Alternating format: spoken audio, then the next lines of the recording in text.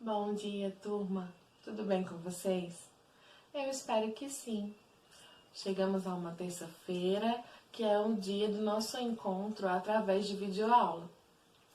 Hoje eu vou fazer uma revisão para vocês de toda essa parte de geometria que foi estudada, tá? Já que estamos nos aproximando da nossa primeira avaliação do segundo bimestre, e é importante que vocês estejam com todas as dúvidas tiradas, com bom conhecimento do conteúdo, tá certo?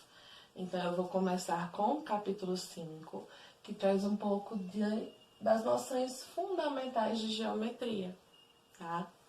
Bom, a geometria ela existe há muito tempo e ela está mais próxima de nós do que nós imaginamos. Existem várias figuras geométricas que nos lembram até objetos existentes dentro da nossa casa. Por exemplo, olha só, um copo, ele me lembra um cilindro, não é verdade? É, mas não apenas um cilindro. Se a gente olhar para a parte de cima do copo, o formato dela nos lembra um círculo também, né? Aqui, uma caixa de pasta de dentes, ela me lembra um bloco retangular, né? Se a gente observar, olha só, ela lembra um bloco retangular. Mas um bloco retangular, ele seria considerado uma figura geométrica espacial, certo? Qual a diferença, professora? Eu mostrei para vocês na outra aula que quando eu tenho só o contorno, né, só o desenho, vou mostrar desse lado, fica melhor. Quando eu tenho só o contorno, olha só, é como se tivesse apenas desenhado. Nesse caso aqui, eu tenho uma figura geométrica plana, né? Eu tenho uma planificação de uma caixa. Então, a caixa desmontada, nós dizemos que temos uma planificação. Se eu pegar essa planificação, colocar no quadro e desenhar o seu formato, né? A gente tem alguma coisa plana, eu tenho só o formato. A partir do momento que eu monto a caixa, nos dá a ideia de uma figura geométrica espacial, certo? Eu consigo ver as suas dimensões, ela já não me dá mais a ideia de uma figura plana, certo? Então, agora, né, eu estou revisando com vocês o capítulo 5, mas eu vou trocar aqui o que está no quadro e nós vamos revisar os capítulos 6 e 7, que falam especificamente com mais detalhes sobre figuras geométricas planas e figuras geométricas espaciais. Bom, turma, já modifiquei aqui no quadro. Como vocês podem ver, eu trouxe algumas figuras geométricas espaciais. E nós vamos falar um pouquinho sobre elas agora, tá certo? Bom, eu tenho aqui alguns exemplos e nós vamos começar falando sobre poliedros e não poliedros. Eu falei para vocês anteriormente que poliedros são aqueles sólidos geométricos que têm as suas faces planas e são formados apenas por retas. Bom, olha só, voltando à nossa caixinha de creme dental, se vocês observarem, todas as faces são planas e ela é formada apenas por retas, ou seja, ela não possui superfícies curvas. Nesse caso, eu tenho um poliedro, tá? Eu falei para vocês também que esse copo nos dá a ideia de um cilindro. Só que se vocês observarem, olha só, ele é composto por superfícies curvas. Nesse caso, ele é um não poliedro. Aqui no quadro eu tenho um desenho que representa um cone. O cone, como vocês podem observar, tem superfícies curvas. Seria um não poliedro. Enquanto o meu cubo tem superfícies planas e é formado apenas por retas. Nesse caso, o meu cubo é um poliedro, tá certo? Bom, eu tenho aqui para vocês um desenho de um prisma e aqui um desenho de uma pirâmide. Esses dois sólidos foram os que nós mais estudamos, principalmente relacionado aos nomes que eles recebem. Eu falei para vocês que tanto o prisma quanto a pirâmide recebem o nome de acordo com o formato da sua base. Essa pirâmide aqui, por exemplo, vocês podem ver que a base dela é um triângulo, né? Então, o nome que se dá a essa pirâmide é pirâmide de base triangular. Nós damos esse nome por conta do formato da sua base, tá? Nós temos aqui um prisma que a sua base, olha só, é uma figura geométrica de 5 lados. Sendo assim, o nome desse prisma seria prisma de base pentagonal. Certo? Que pentágono é como nós chamamos a figura geométrica de 5 lados. Se eu tivesse na base uma figura geométrica de 6 lados, ele seria um prisma de base hexagonal. Então, os nomes que se dão aos nossos prismas e às nossas pirâmides vão de acordo com o número de lados que possuem na base, com o formato da sua base, né? Outra coisa que nós precisamos ver em figuras geométricas espaciais, a reconhecer os vértices, as arestas e as faces de uma figura. Por exemplo, olha só, aqui no meu prisma, eu vou mostrar para vocês tudo isso. Relembrando, vértices são os pontos, a ideia de ponto que nos dá o encontro de duas retas, ó. Quando elas se encontram, nos dá a ideia de pontos, né? E esses pontos são os nossos vértices. Se nós observarmos esse prisma, nós já marquei todos eles e agora é só contar, né? Olha só, eu tenho 5 vértices embaixo, 5 vértices em cima. Então, o meu prisma de base pentagonal, ele possui 10 vértices. Eu falei com vocês também nas aulas anteriores sobre o número de faces de um polígono, né? Faces, olha só, são essas partes aqui, ó. Uma face, 2, 3. Nós temos o que nós chamamos de faces laterais, que são essas aqui, e as faces que representam as bases, tá? Que é essa e essa aqui, tá? Mas quando nós vamos contar as faces, né, nós contamos de uma forma geral, junto com as bases, tá? Então, olha só, nesse aqui, ó, eu tenho, se é uma figura de 5 lados, eu tenho 5 faces na lateral. Então, somando com as duas bases, que são a parte de cima e a parte de baixo, eu tenho um total de 7 faces, certo? Então, vamos lá, 7 faces. Agora, eu só preciso descobrir a quantidade de arestas que eu tenho. Arestas, como eu falei para vocês, são essas retas, olha só, que compõem a nossa figura geométrica. Então, vamos contar aqui quantas retas o meu prisma tem. Se eu disser a vocês que a base deles tem 5 lados, então aqui embaixo eu tenho 5 retas. Aqui em cima mais 5, né? Que as bases são iguais, então eu já tenho 10 arestas.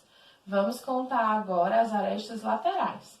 11, 12, 13, 14, 15. Então, esse meu prisma, ele tem 15 arestas, ou seja, 15 retas. Eu vou dar mais um exemplo para ficar ainda mais claro. Vamos usar a nossa pirâmide, né? A nossa pirâmide, ela tem base triangular, né? Ó, aqui no encontro entre duas retas tem um vértice, 2, 3, 4. Então, a minha pirâmide, ela possui 4 vértices.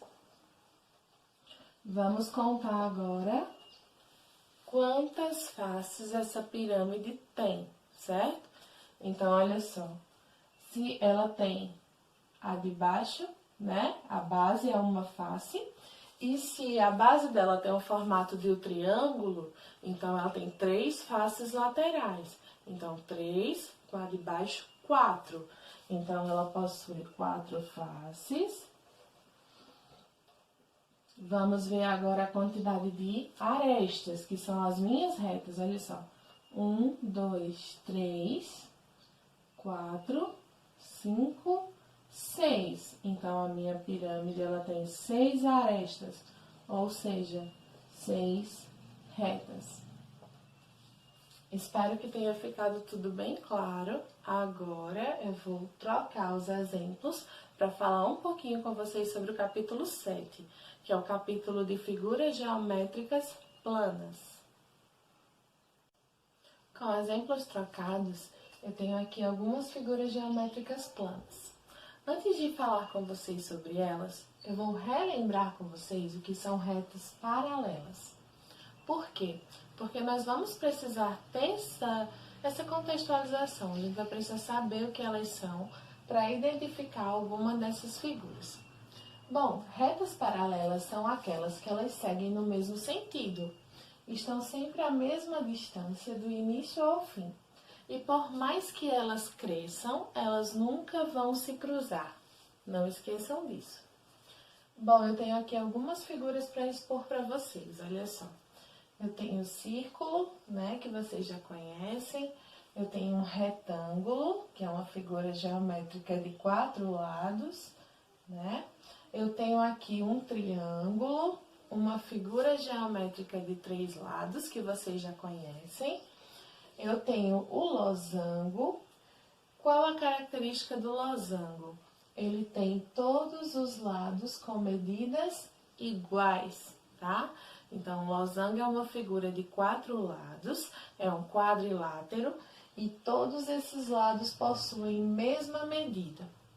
Agora, como vocês podem ver, eu pulei 2 figuras, que é justamente nelas duas que nós vamos usar o nosso conhecimento sobre retas paralelas.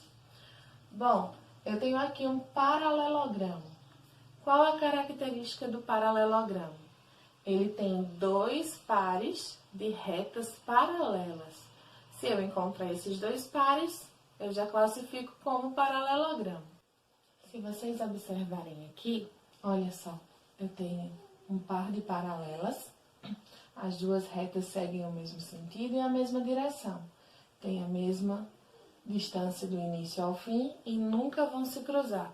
Encontrei o meu primeiro par de paralelas.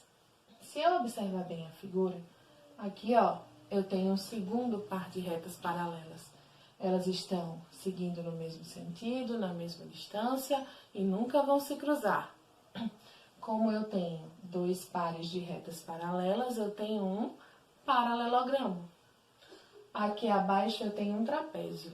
Qual a característica de um trapézio? Ter apenas um par de retas paralelas. Então, olha só, ele é um quadrilátero. Aqui eu tenho 2 retas paralelas. Elas estão indo no mesmo sentido e nunca vão se cruzar. Só que se eu olhar aqui, essas outras 2 retas, elas não são paralelas. Uma sobe para cá, a outra sobe para cá. E em algum momento elas podem se cruzar. Nesse caso eu tenho um trapézio. Bom, turma, eu trouxe agora para vocês com exemplos trocados um pouco do capítulo 7. Ele fala sobre perspectivas e vistas. E essas imagens têm a intenção de trazer para vocês as diferentes formas de se observar, de se avistar um lugar ou objeto, dependendo de como nós fazemos isso. Por exemplo, eu tenho aqui, ó, eu escolhi a bica, né? É o zoológico da cidade de João Pessoa, um dos pontos turísticos. E aqui eu tenho um mapa. O mapa é uma forma de vista desse lugar. É uma forma de nos basear em como chegar até lá, de ter uma ideia, né? O mapa traz uma ideia de onde está localizado o ambiente e de tudo que tem aqui ao seu redor. Olha só, através desse mapa, mostra aqui que tem Cidade Padre Zé, bairro do Mandacaru, bairro Tambiá, tudo que está ao redor do destino onde se espera chegar através desse mapa. É uma forma de enxergar, de ver esse lugar? Sim. Com o mapa eu consigo ver onde ele está localizado e tudo que tem ao redor do seu território. Outro exemplo do que pode ser utilizado na questão de vistas é em relação a plantas, né? As plantas, elas servem para indicar como deve ser construído um imóvel, por exemplo. Quantos cômodos vão ter, onde vão ficar localizados, assim como serve também para mostrar para uma pessoa que quer conhecer uma casa, por exemplo, antes de estar lá, quais são os cômodos e como eles são divididos, certo? Nessa planta que eu trouxe para vocês, nós temos aqui, olha só, dormitório 1 e dormitório 2. Temos aqui 2 quartos. Suíte de casal. Então, se é um suíte, é um quarto com banheiro. O banheiro da suíte, tem aqui o banheiro geral, a lavanderia, a cozinha, a sala de jantar e a sala de TV. Então, através de uma planta, eu consigo conhecer como uma casa é dividida, né? Como se tem a divisão dos seus cômodos, mesmo se eu não estiver dentro dela. Outra forma de vista são vistas de objetos. Nós temos uma vista diferente dependendo de onde estivermos. Eu trouxe aqui para vocês, olha só, um ônibus escolar e as diferentes vistas que nós podemos ter dele dependendo de onde eu estiver. Por exemplo, aqui nós dizemos que eu tenho uma vista lateral, porque aqui ó, é como se eu estivesse de lado do ônibus olhando para ele. Então, a visão do ônibus que eu tenho é essa. Aqui ao lado eu tenho a vista frontal. É como se eu estivesse frente ao ônibus olhando para ele. Vocês podem observar que essas duas vistas do mesmo carro, elas são bem diferentes. Aqui eu tenho a vista da parte de trás. E aqui a vista da outra lateral. Que se vocês observarem, até as vistas laterais são diferentes, já que de um lado eu tenho a porta de entrada e do outro não. Aqui embaixo eu tenho a vista superior, como se eu estivesse enxergando esse ônibus escolar de cima. Eu estou, como se eu estivesse num lugar muito alto, olhando para baixo, e esse ônibus estivesse lá. Então, a única vista que eu teria dele, olha só, seria da parte de cima. Perceberam como as vistas podem ser diferentes, dependendo de o que e como sejam olhadas? Então, olha só. Nós vamos trabalhar muito com essas vistas de objetos nesse capítulo. Na verdade, já trabalhamos, né? Então, são sempre diferentes, dependendo de onde eu me posiciono. Espero que vocês tenham relembrado tudo, né? Que esse conteúdo tenha sido muito bem absorvido. Vou trocar os exemplos para, por fim, vermos um pouco do capítulo 8, que é o último capítulo que vai estar presente na nossa avaliação. Chegamos ao capítulo final da nossa revisão. Nossa revisão termina com plano cartesiano, né? Plano cartesiano, ele é formado por 2 eixos. Quais são esses eixos? O eixo das abscissas, que fica na horizontal, e ele é chamado de eixo X, e o eixo das ordenadas, que é o eixo que fica na vertical e é chamado de eixo Y, certo? Então, o plano cartesiano é formado por esses 2 eixos, eixo das abscissas e eixos das ordenadas. Bom, aqui nós podemos localizar pontos, certo? Eu tenho aqui os pontos A e B para que nós possamos localizar, tá? Olha só, primeiro nós vamos montar um par ordenado, tá? Para exibir essa localização, nós exibimos ela como par ordenado. Como ficaria isso? Um par ordenado ele fica dessa forma, a medida do eixo das abscissas e em seguida a medida do eixo das ordenadas. Então, primeiro a medida de x, depois a medida do eixo y. Professora, e se eu inverter? Vai ficar errado. Primeiro eu vou localizar com vocês o ponto A e depois eu mostro por que não pode ser invertido. Bom, gente, olha só. O ponto A ele está localizado em 3 do eixo X e 1 do eixo Y. Então, o par ordenado vai ser 3 e 1. Se eu, por engano, escrevesse 1 e 3 ao invés de 3 e 1, ficaria errado. Por quê? Porque quem visse meu par ordenado ia achar que o ponto A estaria em 1 de x e 3 de y, porque já se entende que primeiro vem o x e depois vem o y. Por isso que nós temos que ficar bem atentos para não cometer esse erro, tá? Lembrando, primeiro a localização em X, depois a localização em Y. Eu tenho aqui o ponto B também para ser localizado.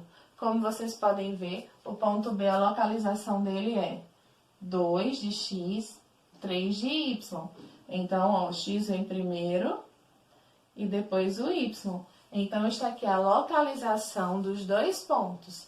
A localização do ponto A em par ordenado é 3 e 1, que me indica que ele está em 3 de X e 1 de Y, certo? A localização de B está no par ordenado 2 e 3, está localizado no 2 do eixo X e no 3 do eixo Y, tá? Bom, é basicamente isso. Estou finalizando a nossa correção. Espero que dúvidas que ainda estavam com vocês tenham sido tiradas nesse momento. Tem uma atividade de revisão disponível aqui na descrição. Não esqueçam de treinar para ver se alguma dúvida ainda ficou, para que eu possa tirar na nossa próxima aula online, tá bom? Um grande beijo para vocês. Não esqueçam de mandar a foto da atividade para receber o nosso visto virtual. Lembrando que eles valem pontos para as nossas avaliações. Beijo, gente. Até a próxima aula.